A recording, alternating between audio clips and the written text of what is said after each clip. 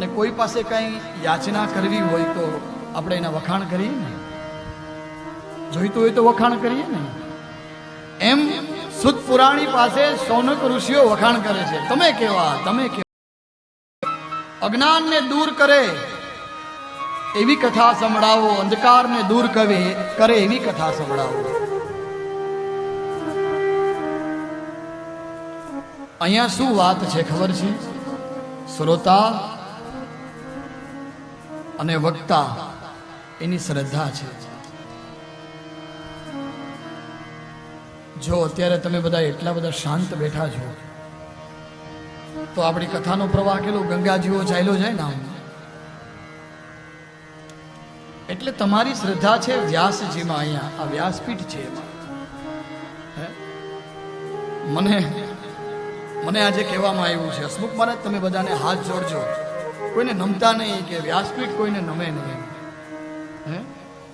વ્યાસ ન નમે એવું કહેવાય છે. એટલે આ વ્યાસ ગાદી છે અને અહીંયા જે કંઈ હું બોલાવું છું એ જ બોલાવે છે. તમે મને નીચે ઉતરીને પૂછશો આમાંથી મને કંઈ લગભગ ખબર નહીં પડે. હા હા, આ વ્યાસપીઠનો પ્રભાવ છે. એટલે સુપુરાણી કહે છે કે હું તમને કથા સંભળાવું. અને શૌનક ઋષિએ શું કીધું ખબર છે? કે કૃષ્ણની પ્રાપ્તિ કરાવે ને એવું સાધન બતાવો.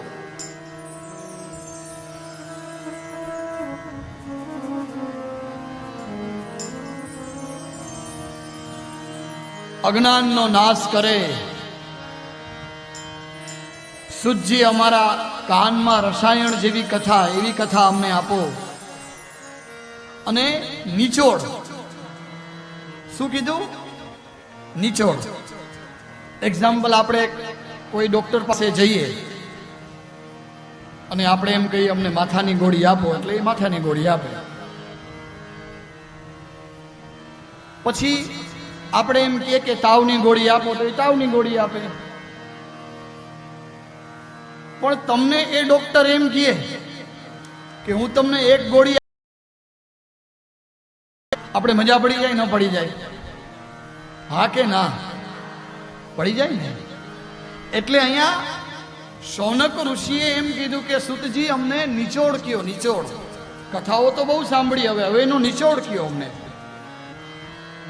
અને એ કથાથી ભક્તિ, જ્ઞાન અને વૈરાગ્યની પ્રાપ્તિ થાય એવી કથા. મનુષ્ય મોહનો ત્યાગ કઈ રીતે કરે એ કથા કયો અમને. આ ઘોર કળિયુગ આવ્યો છે અને જીવો બધા આસુરી થયા છે. કેવા થયા છે?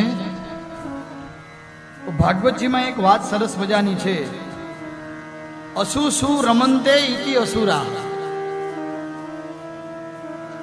આંસુમાં જે રમે તેને અસુર કહેવાય.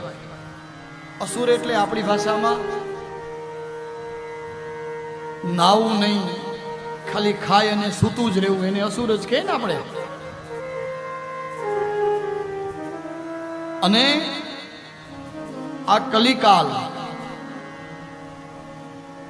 એની અંદરથી કઈ રીતે છૂટવું એવી કથા. જો તમે એમ કહેતા હોય તો આ કાળ કેવો છે?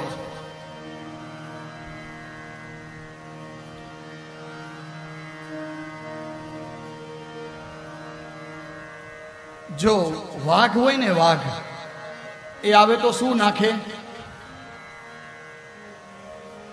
વાઘ શું નાખે? ત્રાળ નાખે, ત્રાળ. પણ અજગર આવે તો? બોલો બોલો, મારી પરીક્ષા છે. અજગર આવે તો ચૂપચાપ આવે અને આપણા પગમાં વીંટોળાઈ જાય, ખબર પડે? આ કાળ પણ એવો છે, ક્યારે સવાર પડશે ને આપણે હુતેલા આવું ઊભા નહીં થઈ શકશું.